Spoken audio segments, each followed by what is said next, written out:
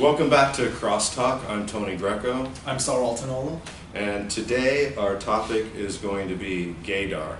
And what does Gaydar mean? I mean, this is really interesting. Tony and I were walking down, to grab some lunch, and I was like, Tony, people have this really hurtful and ignorant concept of Gaydar, and I was like, what is Gaydar? And I didn't know what it was, right. So that's why this is our first episode, and we're like, you know what, let's discuss it. Yeah. So I have a reference here, if I can read it. Yeah. Gaydar it refers to the intuitive ability of a person to assess others' sexual orientations as gay, bisexual, or heterosexual. Gaydar relies almost exclusively on nonverbal clues and LGBT stereotypes. Negative stuff. Negative. Right. LGBT stereotypes. These include the sensitivity to social behaviors and mannerisms, for instance, acknowledging flamboyant body language, the tone of voice used by a person when speaking, overtly rejecting traditional gender roles, a person's occupation, and grooming habits. Right. So even Gaydar itself is stereotype, is stigma. Offensive. So to say to say that I have Gaydar is somehow implying that I have the ability to decide or judge whether someone is gay just because of the way that they're walking or the way that they're talking or even the way that they're looking at me. Yeah, the last says grooming habits. Right.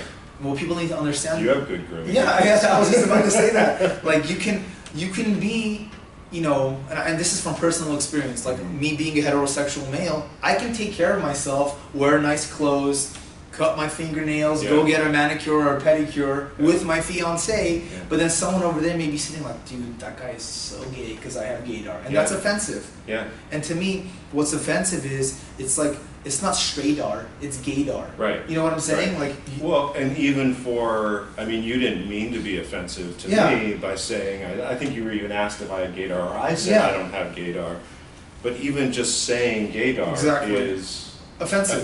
Exactly. Right. It's like I can go out all the time. I was just at somebody's house just over the weekend, and she's trans, and we're standing in her kitchen, and out of nowhere she says, "Are you gay?"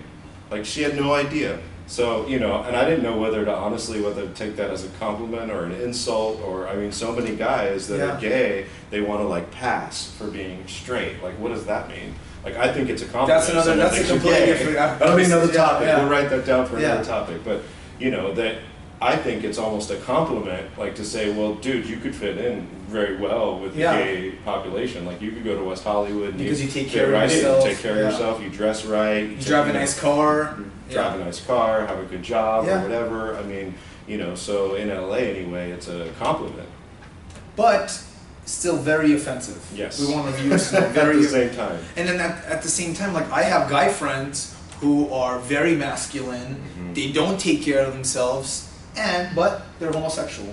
So this doesn't fit that. Right. You know what I'm saying? Right. So it doesn't fit the stereotype, because we have this preconceived notion that, okay, a homosexual male means he takes care of himself, he drives a nice car, he's well groomed, but then in reality, people are so blind to see that, no, that's not only homosexuality, there's other forms of homosexuality also, right?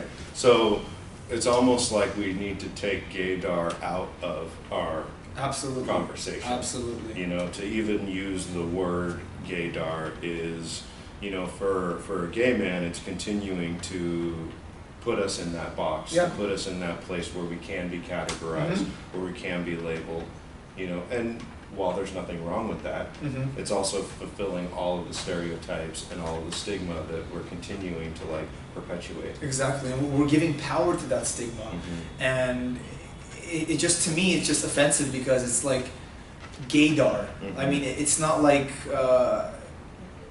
we're degrading what it means to be homosexual. And one thing that's offensive is when people say, "Oh, it's okay for you to be gay." Right. No, you don't have to.